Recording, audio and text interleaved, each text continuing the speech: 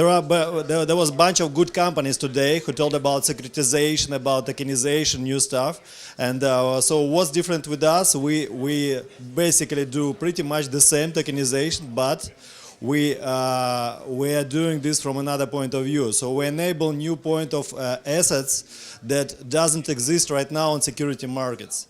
So we're decreasing, because decreasing the barriers of legal costs and all these things. It means that something that small businesses and many other things that are not able to get to the capital market right now and just have to go to middle tier banks and have a very high capital cost, they get tokenized. So right now it's a Bankex, we approve of asset protocol.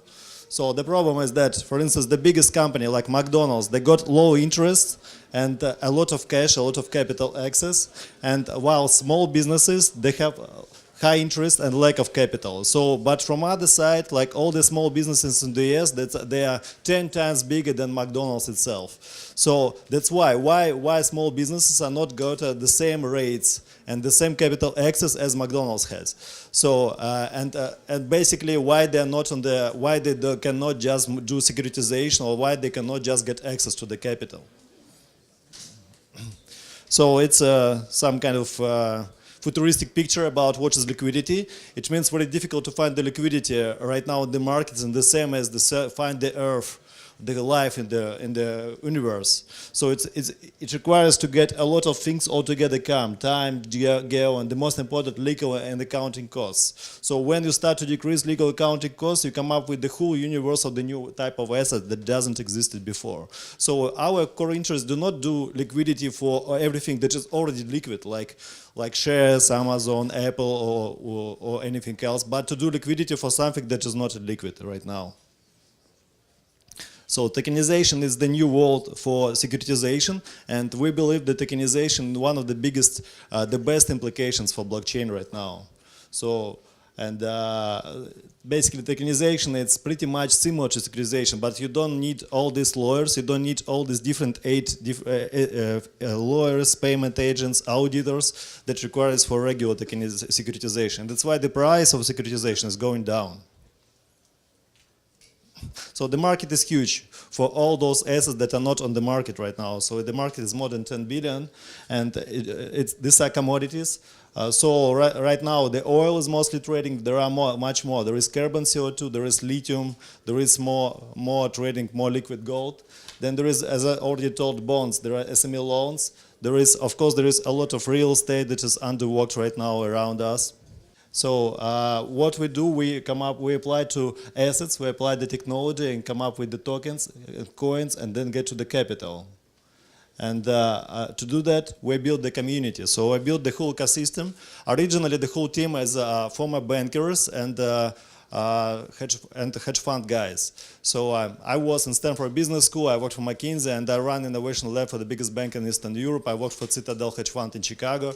And what we did is we applied the same technology, the same approaches for the crypto. What we found out that in crypto, not very sophisticated in terms of financial tools. The guys who come up with crypto and with the whole blockchain stuff, most of them, they're not from banking. And that's why there are some basic stuffs are missing there. And we're here to build that and to enable and to make the whole blockchain world really work for financial purposes. So this is the draft structure how we do that. So we created the bank as a service engine, and we're working with third-party fintech applications, which is tokenizator and third-party escrows.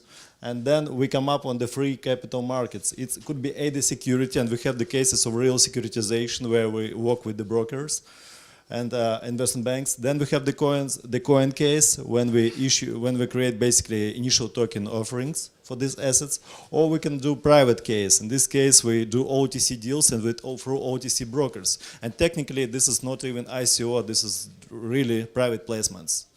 And this is exactly how we do right now our token offerings in the US. So in the US, we do this SEC-compliant way. We're creating private placement memorandum, and we place this for US accredited investors, 99 in the private placement mode. So it means not really ICO and not token sale. This is private placement.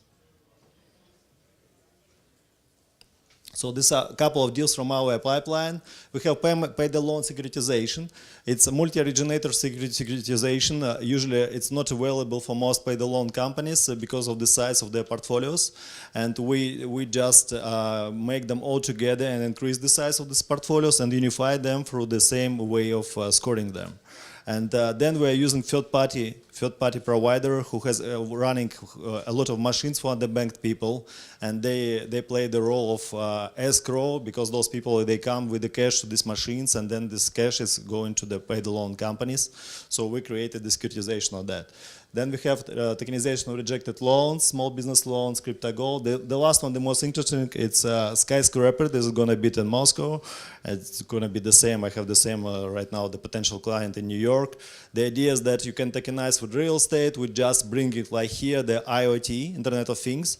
And we have this provider right now. It's as soon as there are movements for more than 4 hours in this premise, it means it's occupied. As soon as it's occupied, it means that the landlord owes us a royalty fee. So if you sponsor this thing and you invested in this thing, then you get automatically, you can track on the daily basis, instantly, you can track what is the occupancy level and how much money you're basically gonna make. And this is gonna go, and this is money is get paid just automatically. So it's because landlord is independent from the owner. So it's a blockchain plus legal stuff. It's a new world of asset, as I said. This is not how financial markets works right now. Yeah, so to make this happen, we're right now we concentrated to build the whole ecosystem that is required for financial markets. It's the ecosystem of high SLAs. This is going to be reliable. This is going to be standard. This is going to be very easy to integrate. That's why it requires industry standards. And we already joined the Symphony Foundation, that is here based in Palo Alto. And this is the foundation, who is not familiar, for the companies who are dealing with, who are building for top 30 banks in the US, the protocol similar to Bloomberg. So it's a chat protocol, open source chat protocol. Then we already joined, we are partners with Microsoft Azure. I hope that we will make a pilot with consensus for negotiations, then on balance-free product. Then we have some prospective clients from OTC brokers, crypto exchanges. So there is we have the client who wants us to tokenize late-stage venture capital deals. So, for instance, the company that is not public right now, but they're already a unicorn, and they need liquidity for early-stage investors. And it's difficult to get approval from the board and to make this deal happen. That's why it's easier to tokenize them and then already to trade. Yeah, this is, I will not go deeply, but this is the technical infrastructure, and this is how we integrate in the banks, our virtual machine, and this is why the banks will get it easy to install. Yeah, the team, as I said, I'm Stanford MBA, I worked for McKinsey Citadel, and most of the teams, they are former bankers, and one of the explanations of the now and name of the company is Bankex, which means bank exchange. In other words, is ex-bankers. So we are mostly ex-bankers, and they were all together. The experience of the team, it's about 30 years in different banks all over the world. And basically, we have 2 out of 5 partners to our lawyers in the team. Yeah, this is our advisory board. This is early-stage investor Nehemiah Kramer. See, he invested in Ethereum because of his father, when nobody knows Vitalik, but they give him the money because they know the father. Then we have Chris Skinner, who is the best guy in the world and one of the most influential in the bank as a service space. Then we have Gabriel Colombo, who is CEO of Symphony Foundation, where we joined.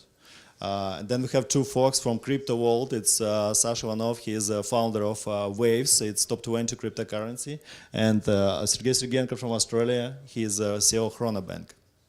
And we're already building a community in the US, and we're opening an office in New York in September, and we have people from Chicago, from West Coast, and from East Coast joining the team as community manager and evangelists. Yeah, so this is the portfolio. We just closed pre-ICO for 1.5 million, and we already have commits for a couple more. So, and as I said, this is private placement in the US and public outside. Yeah, the roadmap is we're gonna go this for the ICO for non-US in October, and the target is more than 50. The closest benchmark for us it's probably Bancor, and we're gonna create a bunch of get a licenses, create a bunch of crypto fiat gateways to enable liquidity all over the world. So first of all, it's IT, but then as soon as we get more money, we're able to apply for the licenses and make the capital flow between. Yeah, and this is our value proposition for the bank. So we, as I said, we're coming from a fintech labs background, and first of all, we have three things. We are selling them a products as a whole, and they can easily integrate them in a matter of weeks instead of 6 months. We, the biggest bank can buy this product from us. So selling as a product is the most important for community banks, for the small banks. They don't have IT budgets, and they have a big problem of integrating that. Buying banks, white label partnership is mostly for federal banks, for the big guys like Goldman, JP Morgan, and others. And some of them, they just ask us to make the businesses for them. In this case, we're building some particular application, the product that they need for their clients, and then they go to acquire this company, and we have the put option. Yeah, thanks a lot for your attention, yeah, and feel free to stop by.